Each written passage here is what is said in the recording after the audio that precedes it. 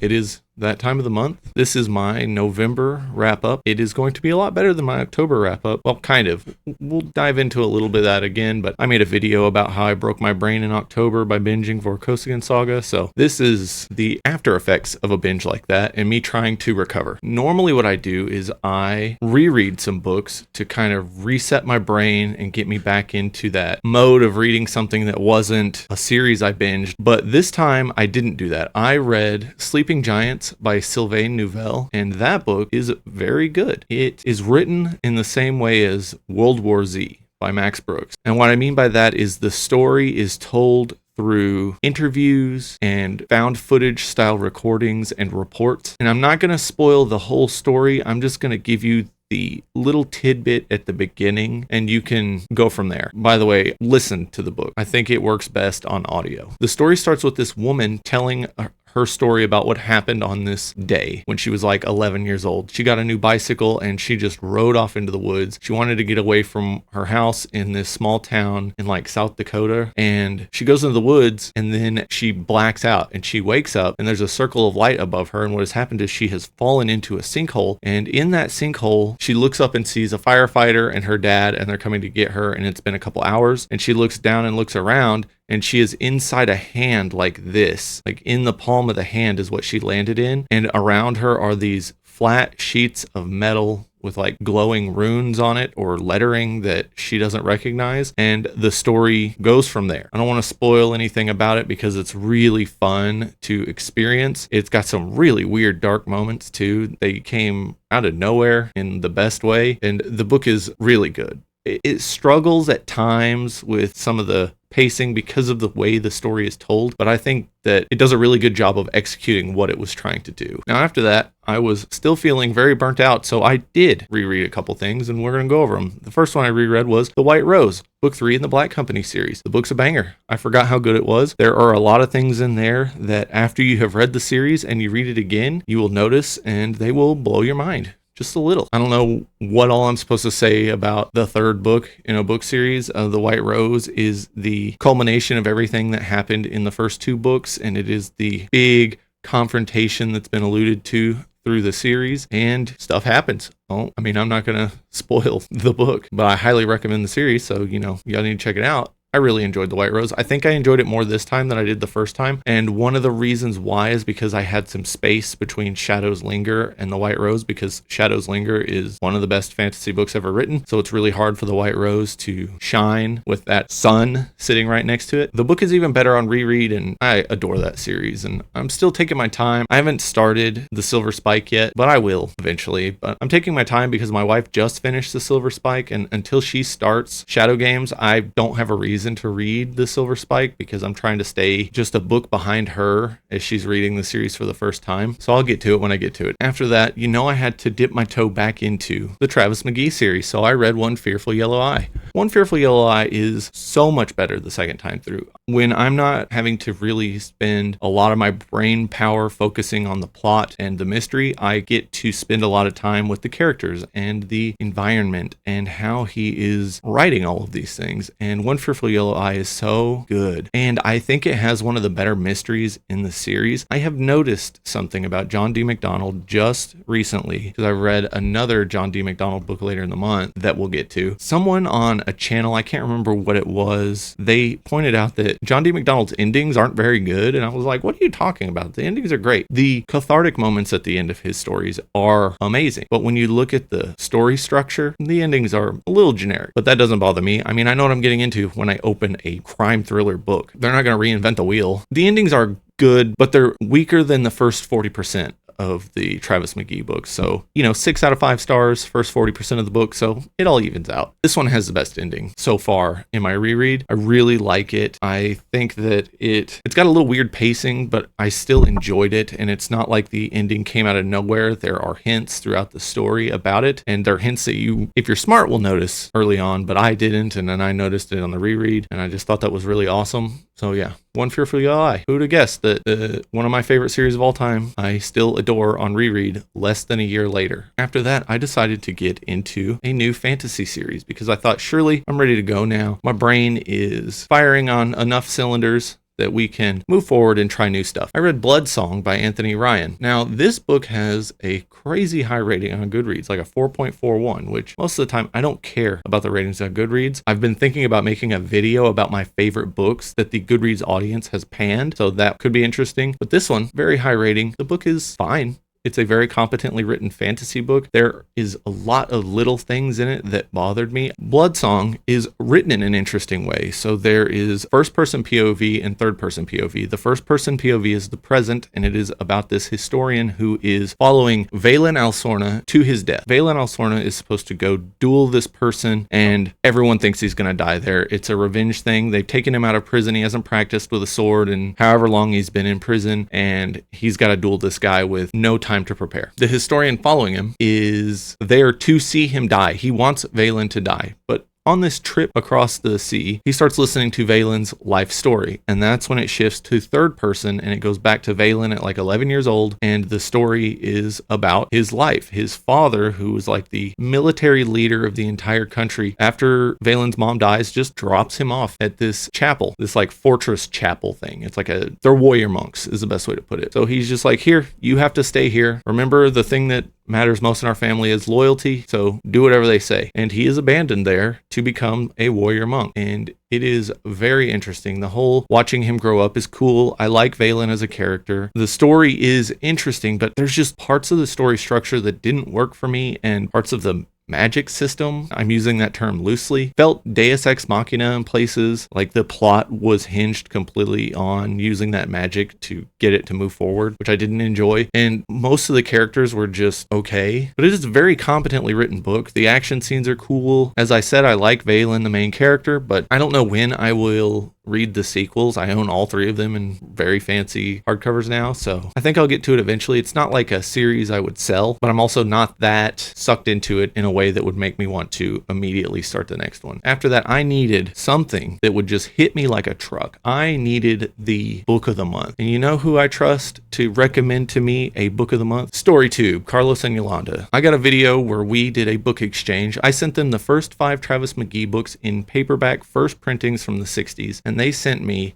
some amazing crime fiction and a little lit fic. Every single book that they have sent me, I have adored, and this one is no different, and that is City on Fire by Don Winslow. This is my book of the month. I read a lot of really good stuff this month, but wow, was City on Fire incredible. City on Fire is the first book in the Danny Ryan series, and it takes place in like 1986 in Providence, Rhode Island, and it is about the Rhode Island mafias, the Irish mob and the Italian mob. And they have had peace for a very long time. And then a woman shows up and things start to burn to the ground. Maybe that story structure sounds familiar because we're talking about the Iliad. This is a modern retelling of the Iliad. Don Winslow is incredible. His writing is flawless in this book. The pacing, the structure, the way he explores these characters' POVs. There's a lot of head jumping, but man, he does it in a way that is buttery smooth. Reading this book makes me appreciate the craft of writing in a way that I rarely do with other writers because he's just so good at it. I cannot recommend this book enough, even to people that aren't really into crime fiction. This book is incredible. I'm running out of superlatives to give it because wow, is it just great. I loved it from the very first chapter. So yeah, read City on Fire by Don Winslow.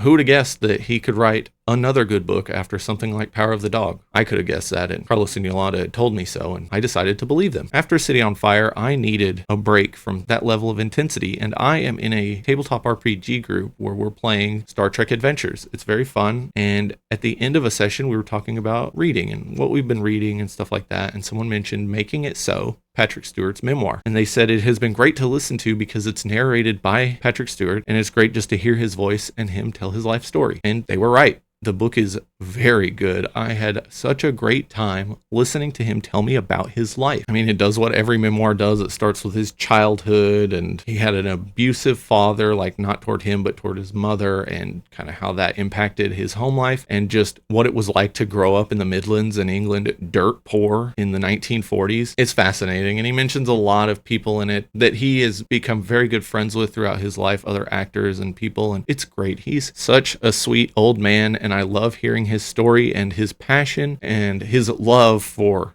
acting and for the stage and for the people that are a part of his life. It's like one of the best feel-good memoirs I've ever read. It made me feel great, which is, a good thing to have right around Thanksgiving, because it can get really stressful, especially when you have a job that involves dealing with the public during this holiday. So I had a great time with it. It literally made my week when I listened to it. And after that, I knew that the rest of the month was just going to be easy and we're just going to cruise to the end, which mostly happened. Now, I have a few booktube friends who are constantly harping on KJ Parker. Now, we don't have to name them. All of you probably know who I'm talking about. And I had never read KJ Parker, but I have two very awesome, very rare collections of KJ Parker's short stories, and I wanted to get into it. So I read The Devil You Know and The Last Witness. They're short stories, almost novellas. Wow, are they good. The Devil You Know is awesome. It is about a philosopher at the end of his life who decides to make a deal with the devil, a contract that will allow him to live longer, have money, power, whatever he wants. And the arbiter that shows up with the contract was specifically requested, and this person the whole time is like, why is he wanting to do this? He's had a fulfilling life. I don't understand what he would need from us. And you mostly follow the arbiter's POV through this story, and it is so good. I think if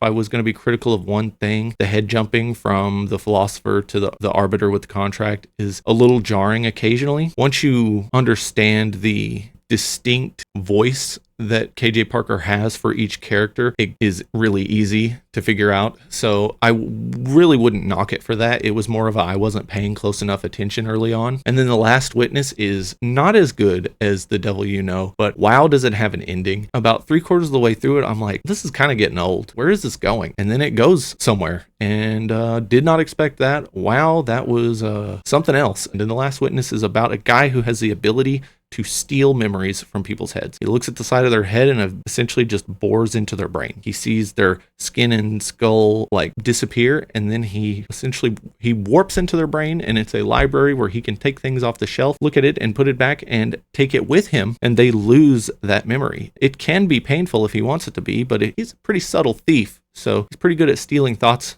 without you knowing. He does it for money. I will leave the story there because it's good, and you should definitely check it out. I did audio for both of those, and the narration's really good. All right, back to feeling good and being happy. I really enjoy a book that can be funny, and I have found out that I adore like the caper novel, and what better author to read than Donald E. Westlake, the king of the capers, the second Dortmunder book, Bank Shot. It is so funny. Dortmunder's buddy shows up in a stolen car as usual and says, hey, I got a job for you. And Dortmunder's like, no, I don't want anything that you have to do with. After the last time where I had to steal the same thing 6 times and then I still barely got paid, I don't want to deal with you. And he said, no, it won't be like that. It won't be like that. I need you to help me steal a bank. And Dortmunder's like, you mean steal something from a bank? And he's like, no, we're going to steal a bank. And the premise is this bank is in a mobile home because the actual bank is under construction. It's getting renovated or torn down and replaced or whatever. And they're trying to figure out the best way to steal the mobile home with all the bank stuff inside. It's hilarious. I think this might actually be better than The Hot Rock, the first book. It's another one of those books that just made my week. I was cruising and enjoying it the day before Thanksgiving, and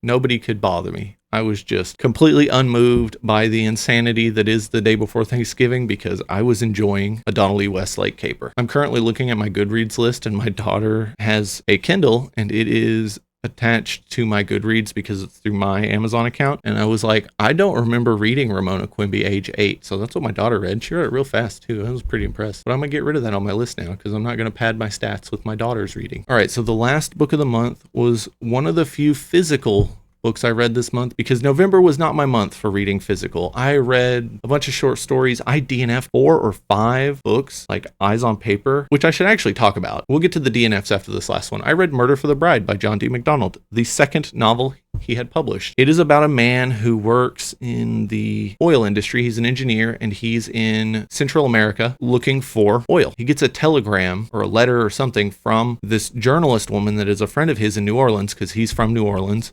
And she says, you need to hurry and get back. There's something weird going on with your wife. He's a newlywed, and I don't know what can be done about it. And so he rushes back, and right when he gets back, there's a detective sitting outside the door that says, hey, you can't come in there. And he's like, I got to find my wife. And he's like, you need to go to the morgue then because she's dead. and she was killed the night before he got back. And so this whole story is this man trying to figure out who killed his wife in New Orleans and why. And it goes from a very interesting and compelling mystery story about his missing wife to this weird Red Scare communist spy thriller type thing almost. And it's not very good at that. And like I was saying earlier, John D. MacDonald's endings aren't always the best. And this was a very weak ending. It was like a beat by beat generic ending you would find in one of his like pulp short stories or something. It's like, oh, well, how are we going to get this guy to admit he did something wrong? And it's like, oh, we'll trick him or something. And then it's literally, he gets tricked and he pulls out a gun and he takes a hostage, and I won't spoil the rest of it. But you can see what John D. MacDonald was trying to do with this story, and you can see just little hints of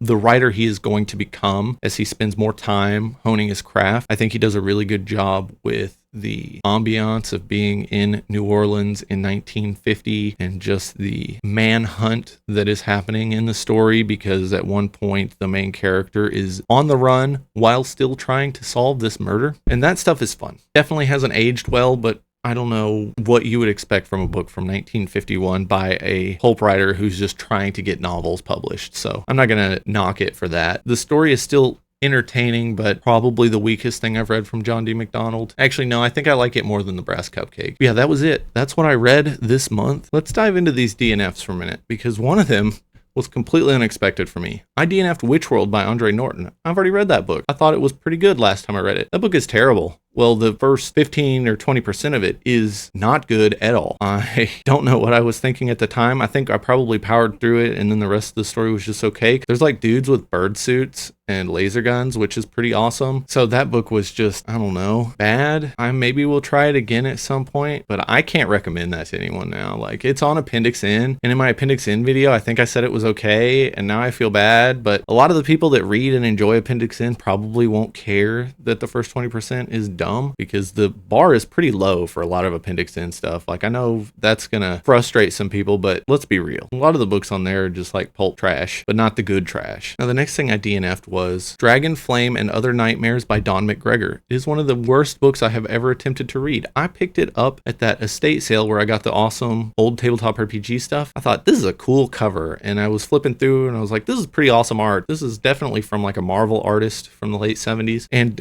Don McGregor used to write for Marvel. Why was the book bad? I couldn't get past the first story in the collection. It's like an anthology of stories that follow this New York City vigilante that's like a ninja, kind of. The first story is about this ninja wannabe busting into this adult film set. He thinks they're there to film some very bad, very illegal thing, and he starts running his mouth, giving them his like vigilante creed or something. And early in the story, they're head jumping between all the people on this set, and the male actor that's there doesn't even want to be there. Like, in the morning, he's getting in a car with his family and they're getting out of the city. He just wants to be with his wife and kid. The other dude that's there that's got like a gun, he's like, oh man, they don't know I got a gun, and I'm so awesome because I got a gun hidden on me, kind of thing. This is very like Taxi Driver, edgelord nonsense. It's so bad. Well, the dude pulls out the gun and attempts to shoot the vigilante, shoots the male actor in the neck. He falls over and starts dying. Vigilante guy cuts the gun-wielding guy's arm off with a sword, and then that dude bleeds out and dies, and then he has like this edgy conversation with the female actress, and then he just leaves. And that's it. That's the story. And I finished it and thought, what just happened? I felt sick from the way everything was written. The writing was bad. The dialogue was atrocious.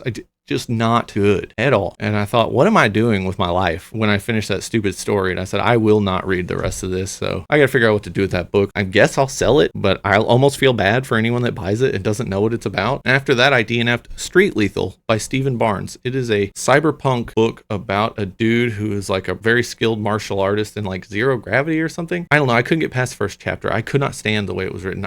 It was not written well at all. Usually poor fundamentals when it comes to storytelling, I can ignore if it's a interesting concept, which is why I've read a lot of old science fiction, because man, some of those stories are bad, but they got really cool ideas because, you know, back in the day, the idea is all that mattered. No, I couldn't do this. It was just not good. And then the last one, and I feel bad saying this, Glory by Alfred Koppel, which was recommended by Steve Donahue. It is one of his favorite science fiction books of all time. I can see why. It has some amazing ideas. The world building is very good. The story is competently written. It just oozes like everything that's good about science fiction, but the story is incredibly predictable to the point that I guessed how it ended. And then I went and looked up how it ended, and I was right, like every plot point. And I read like half of it, and I just didn't want to read anymore. So I went and looked at the ending. So I'm not obsessed with there being a big payoff, but if the book is completely predictable, then it has to have something that puts it a step above. Like the writing just has to keep my eyes glued to the page, or there has to be some amazing characters or some development, something. I need something. If I know what's going to happen, I need something else to keep me in the story, and it just wasn't there. And